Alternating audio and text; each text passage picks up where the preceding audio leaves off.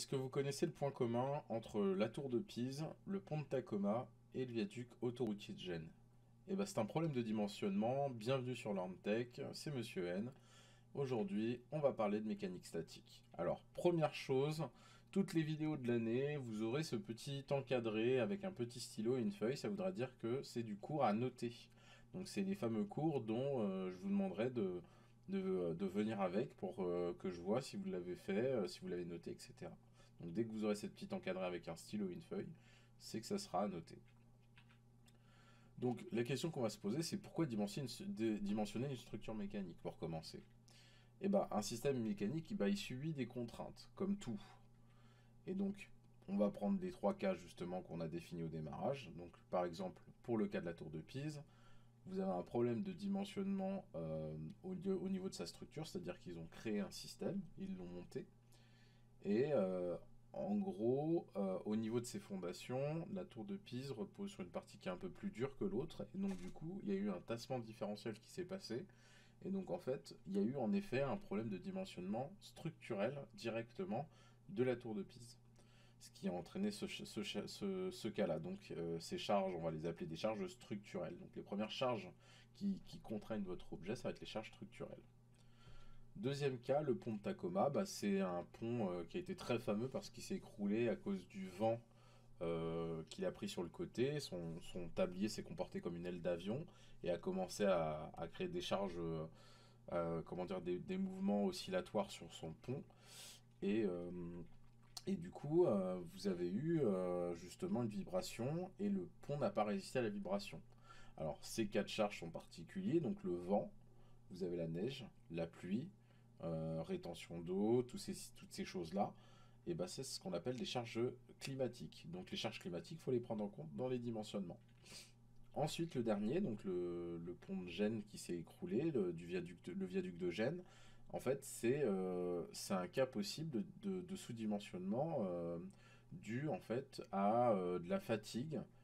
Euh, En gros, quand il a sûrement été dimensionné en ne prenant pas en compte l'ensemble des charges de circulation de ce pont. Et au bout d'un certain temps, avec la fatigue, il s'est écroulé. Donc là, ces charges qu'il faut prendre en compte, c'est les charges fonctionnelles. Donc comment on dimensionne une structure mécanique derrière ça? C'est la question qu'on peut se poser. En fait, on va suivre quatre étapes principales. Les quatre étapes principales, c'est les suivantes. La première, c'est on va définir la forme mécanique d'un système. Donc on va dessiner globalement le système et on va dire ce système, il est représenté comme ça parce qu'il ressemble plus à ça au niveau des modèles qu'on peut avoir en mécanique. Ensuite, vous allez avoir les charges appliquées au système, donc les charges climatiques, etc. C'est celle dont on a parlé juste avant.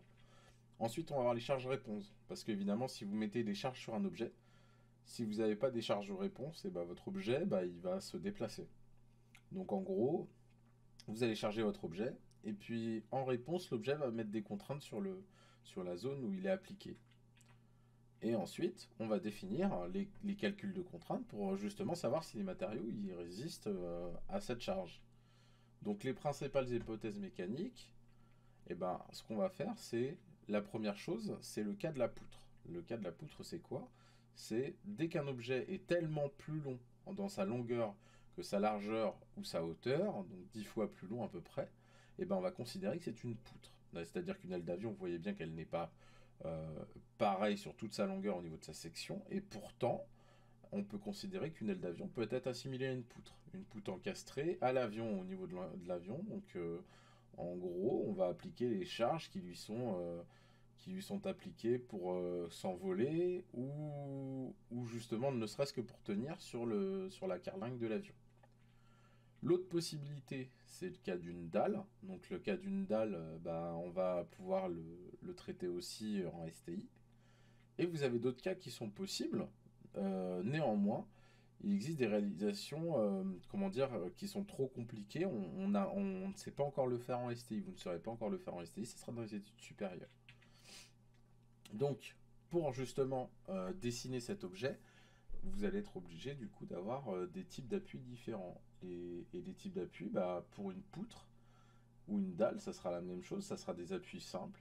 Donc les appuis simples, c'est des appuis qui peuvent se déplacer comme ça et qui sont juste en appui. Donc par contre, ils permettent aussi une rotation, techniquement. Donc ils permettent une rotation, ils permettent un mouvement. Par contre, ils permettent pas un mouvement dans le sens opposé en fait au sol. Ensuite, vous avez l'articulation. L'articulation, bah, c'est juste en fait un pivot. Vous allez avoir des équivalences aussi en 3D. Et l'encastrement, bah, l'encastrement, c'est le système bloqué dans tous ces axes. Donc là, vous êtes en 2D, donc il n'existe que des axes dans la plaque, dans la partie plate 2D. Hein, donc pour l'autre cas, donc il y a les modèles 3D que vous connaissez déjà, qu'on a déjà vu l'année dernière en cours. Ensuite, donc les efforts peuvent être représentés par des vecteurs, et donc ça c'est ce qu'on va faire ensuite, c'est définir les charges sous leur format. Donc les charges ponctuelles, elles seront représentées par des vecteurs. Donc un vecteur c'est une flèche. Ça c'est ce qu'on va appeler une charge ponctuelle. Donc une charge ponctuelle c'est juste une charge appuyée sur un point. Une autre charge qu'on va appeler des charges linéaires. Donc les charges linéaires, c'est des charges qui sont appliquées sur toute la longueur d'un système, mais de manière linéaire. Et donc elles sont présentées par des newtons par mètre. Et les derniers, c'est les charges surfaciques, qui elles sont représentées au sol sur une surface. Donc là, c'est une charge étalée sur une surface. Votre pied sur le sol représente une charge finalement sur une surface. Et donc ça, c'est représenté par des newtons par mètre carré. Donc selon le cas dans lequel vous êtes, et ben, vous allez choisir celui qui est le plus logique. C'est-à-dire qu'à l'échelle d'un bâtiment, si vous représentez les charges représentées par une personne dans le bâtiment, vous allez représenter ça peut-être sous la format d'une charge ponctuelle. Si vous représentez, comment dire, votre charge sur une balance, et ben, vous allez peut-être représenter plutôt sous le format surfacique. Alors, pour ce faire justement, donc on va faire des représentations d'efforts et on va s'aider en se servant des propriétés des vecteurs. Donc les propriétés des vecteurs, la première c'est qu'un effort peut se décomposer selon son axe X et son axe Y. Donc pour faire ça, on va utiliser Thalès et Pythagore. Et donc les vecteurs peuvent être sommés aussi dans l'autre sens, c'est-à-dire qu'en gros, vous pouvez les décomposer selon X et Y, et vous pouvez aussi, grâce à Pythagore, et ben en gros, vous pouvez comment dire, donner en fait la longueur finalement de l'effort principal en sommant tous les efforts en X et les efforts en Y.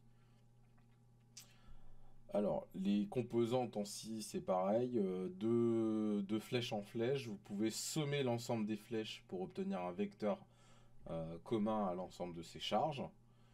Et si vous regardez, si on met des vecteurs bout à bout et qu'on les assemble tous ensemble et qui sont caractérisés par un placement en leur centre, et bah du coup les vecteurs s'annulent. Ensuite, vous avez la représentation des moments. Dans les deux cas, c'est exactement la même chose, sauf que dans un cas, le moment, il est déjà impliqué dans la charge. Donc en gros, vous n'avez pas de bras de levier, c'est déjà un moment. Et dans l'autre, donc là, il se représente en newton-mètre. Et là, dans ce cas-là, vous êtes dans un cas d'une force avec un bras de levier. Et là, ça représente la même chose, c'est toujours un moment. Mais là, c'est du newton et la distance, elle est appliquée et c'est selon la distance sur l'objet. Donc vous voyez que sur un encastrement, bah, ces deux manières de représenter représentent exactement la même chose. Voilà, c'est tout pour cette vidéo. On se retrouve la semaine prochaine pour la suite. Merci d'avoir assisté. Et à la semaine prochaine. Salut, c'était Monsieur N pour LearnTech.